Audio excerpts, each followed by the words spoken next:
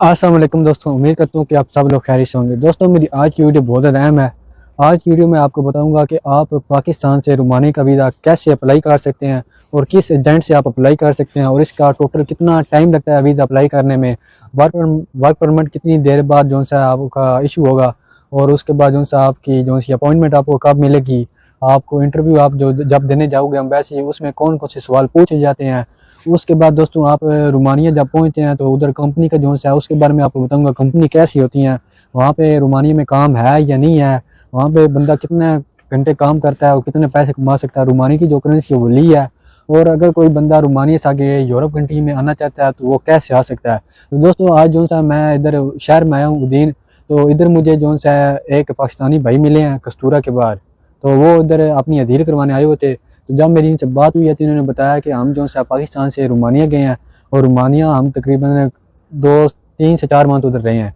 तो उसके बाद जो है इनके जो से पेपर का कोई मसला बन रहा था, TRC का जो भी था, ये जो है आगे इटली शेंजन कंट्री में जो है अभी आ गए हैं, मूव कर गए हैं। तो अभी इनसे पूछते हैं कि इनका जो है सफ़र कैसे रहा, क्या वजह बनी है इनकी, भाई उधर इनका क्यों नहीं डॉक्यूमेंट जो सा TRC बन रहा था, और इन्होंने पाकिस्तान से जो रोमानिया का वीज़ा अप्लाई किया था उसके लिए इन्होंने कितने पैसे जो है पे किए हैं, और ये टोटल जो सा काम इनका कब हुआ, वर्क परमिट कितनी देर बाद निकला है, और जो सा एम्बेसी में जब ये इंटरव्यू देने गए हैं तो वो उसमें कौन कौन से क्वेश्चन पूछे गए हैं।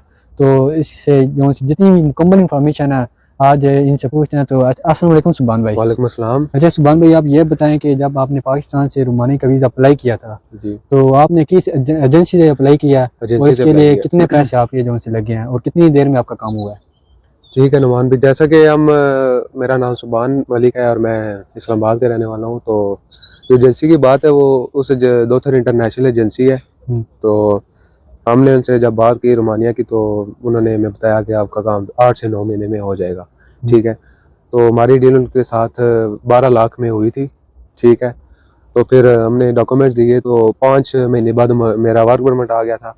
और फिर उन्होंने मेरी अपॉइंटमेंट ली। मेरी अपॉइंटमेंट 2 मंथ बाद मेरा इंटरव्यू है इस्लामाबाद एम्बेसी में। सुबह के टाइम मेरी अपॉइंटमेंट थी, तो उधर एम्बेसी में बड़ा रश लगा हुआ था। तो जब मैं अंदर गया तो मैंने अपने डॉक्यूमेंट्स, एम्बेसी फ़ी, हर चीज़ दी। तो उन्होंने तो फिर उसने मुझसे क्वेश्चन किए कि आपका नाम क्या है, आप किस जॉब से जा रहे हो, आपने किस एजेंसी से अप्लाई की है, आपकी कंपनी का नाम क्या है रोमानिया में।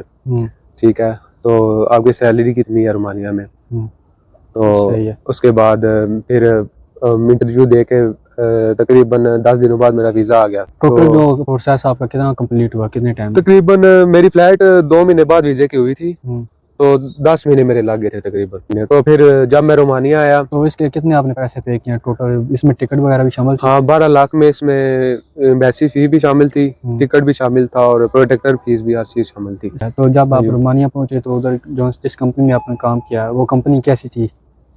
कंपनी नुमान भाई, हम थे कमीशन बेस पे, तो हर वीक का कमीशन वो काटते थे, 10% कमीशन। हमारा काम था ग्लोवो में। ग्लोवो जो कोरियर रेडी नहीं होती, फूड डिलीवरी साइकिल पे करते होते थे।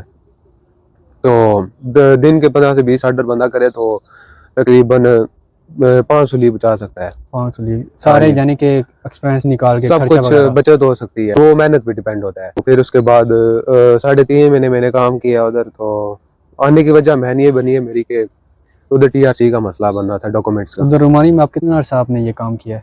3.5 महीने। 3.5 महीने किया है। हाँ जी। तो फिर उधर आपका TRC जो वो नहीं बन रहा था? नहीं, डॉक्यूमेंट्स का इशू बन रहा था उधर। हाँ जी, डॉक्यूमेंट्स का इशू बन रहा था। तो फिर मैंने घर वालों से बात की कि इधर डॉक्यूमेंट्स का इशू बनता है।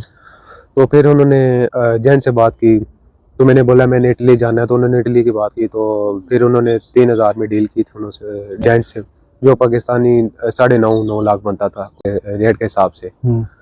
तो फिर हमने तैयारी। अच्छा आप ये बताएं ना, जो आपने जितना अर्सा रोमानिया में आपने काम किया है, हाँ जी, तो जो भी आपने ग्लोबो का काम किया, इसमें जो सी आप खाने पीने का था, जो रिहाइश थी, ये कंपनी को अकोमोडेशन थी या आपने खुद ली थी? इसमें सब कुछ हमें खुद करना होता था सब। हाँ, और दूसरी नेगेटिव बात ये है कि जब आपका वर्क परमिट इशू हुआ था उस वक्त उन्होंने बताया नहीं था कि जैसे जब मैं आया था उस वक्त उन्होंने बताया था मेरी रिहाइश कंपनी से थी, उन्होंने बताया था।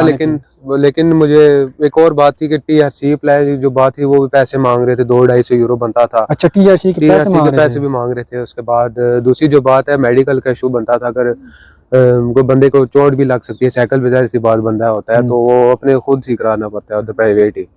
सही है। तो जो है ना गवर्नमेंट हॉस्पिटल वो कहते हैं हम इमरजेंसी में करते हैं, तो मेडिकल भी थोड़ा इशू उधर बनता था। बाकी जो सैलरी की बात है वो हमें मिल जाती थी, लेकिन ये चीजें कर कर आगे 4-5 सूली बन जाता था बंदे का। सही है। हाँ जी। रिहाइश आपने खुद ली हुई थी, खाना पीना आपका कंपनी का था हमें या खुद सब का? कुछ कंपनी ने अरेंज किया हुआ था, पैसे हम देते थे। जब हम गए थे तो यानी कि आपने अपनी सैलरी से वो काट रहे थे? 150 हमने रिहाइश का देते थे और 350 टैक्स देते थे, तो बाकी कमीशन 10% हुआ करता था, चल के भी देते थे। तो फिर आगे जो आपका जो सफर रहा रोमानिया से इटली तक का, वो कैसे रहा? आपने एजेंट से आप कैसे कांटेक्ट हुआ है, किसने करवाया आपके, या किसी ने नंबर दिया आपको? अपने कितने पैसे पे किए हैं? रास्ते में कोई मुश्किलात का नहीं सामना करना पड़ा? और दूसरा आप ये बताएं कि कोई खाने वाली चीज़ या आप साथ कौन सा सामान लेके आ सकते हैं? सफ़र ईजी है, मुश्किल है, उसके बारे में। तो भजन मेरे घर वालों, जब मैंने घर वालों को बताया तो उन्होंने एजेंट से बात की, तो उन्होंने बोला इनको कल रात को भेज दें तिमिशोड़ा। सही है। ठीक है। तो फिर हम 6 बजे तक रोमानिया से निकले हैं। वो उनकी ट्रेन 8:30-9 बजे निकलती होती है, 9 साढ़े 9 बजे तक। किस शहर से आप? बुखारेस्ट से। तो फिर उन्होंने जब कहा तो निकल आए हम, 3 कजन थे इकट्ठे। फिर उन्होंने हमने टिकट ली है तकरीबन 121 ली का टिकट होता है। सही है। तो फिर 10 घंटे में बंदा तिमिशोड़ा पहुंचता है, उधर से बुखारेस्ट से तिमिशोड़ा उतरे। तो उधर से ही हम चले गए फ्लैट पे, खाना शाना खाया, कुछ हुआ तो रात को शाम के टाइम हमें गाड़ी लेगी, एक जंगल होता है वहाँ पर, तो जंगल में हमने 2-3 घंटे स्टे किया है। फिर 22 व्हीलर ट्रेल आया है। ठीक है। तुम्हारी गया 22 व्हीलर ट्रेल की थी। सही है। तो फिर हम उस ट्रेल में बैठ गए, तकरीबन 20 बंदे थे हम, जिनमें पाकिस्तानी 7-8 थे, बाकी बंगाली थे। सही है। ठीक है। तो फिर हम ट्रेले में बैठे तो रास्ते में मुश्किलात ये होती है कि कई ट्रेले रास्ते में स्टे करते हैं, ड्राइवर जो होते हैं ना वो रास्ते में सोते हैं, तो इसलिए बंदा अपने पास कोई चाकू या ऐसी चीज़ रखे जो कवर किया होता है ट्राला, ऊपर से इसको काट के ना सांस बंदा ले सके। सही है।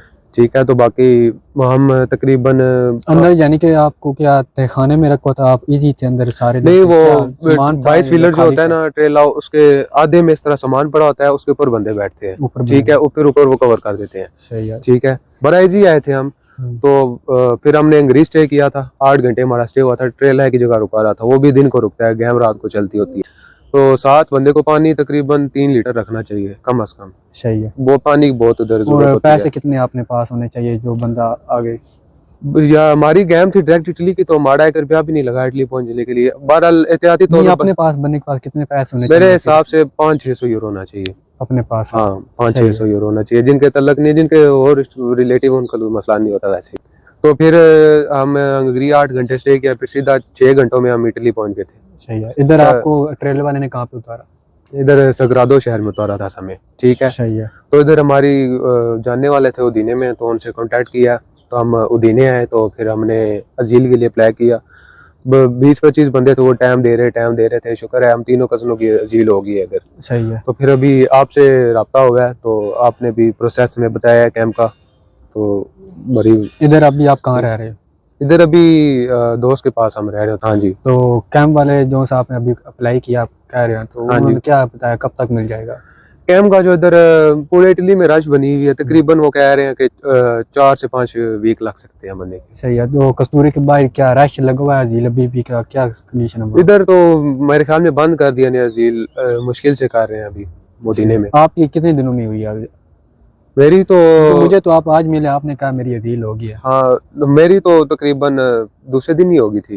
दूसरे दिन? हाँ, क्योंकि बस किस्मत लक थी मेरे साथ, क्योंकि यानी कि 10-15 लड़के करे थे हमारे की लक है। हाँ, आज जगह उसका लक चल गया, यानी कि उनका दिल चाहे जिसकी कर दें, जिसका दिल ना चाहे ना करें। वो भी रही है, नहीं भी हो रही है। हम तीनों कजनों की उन्होंने कर दी थी। 4 लड़के लेके गए थे, 15 में से हम 3 कजन थे, चौथा भाई वाला लड़का था। दोस्तों ये थी मेरी आज की वीडियो। तो उम्मीद करता हूँ कि आप सबको मेरी वीडियो अच्छी लगी होगी। जिन भाई ने मेरे चैनल को अभी तक सब्सक्राइब नहीं किया वो मेरे चैनल को लाजमी सब्सक्राइब कर दें और बेल आइकन को क्लिक कर दें। इस तरह की मज़ीद आपको इन्फॉर्मेशन वाली वीडियो मिलती रहेंगी।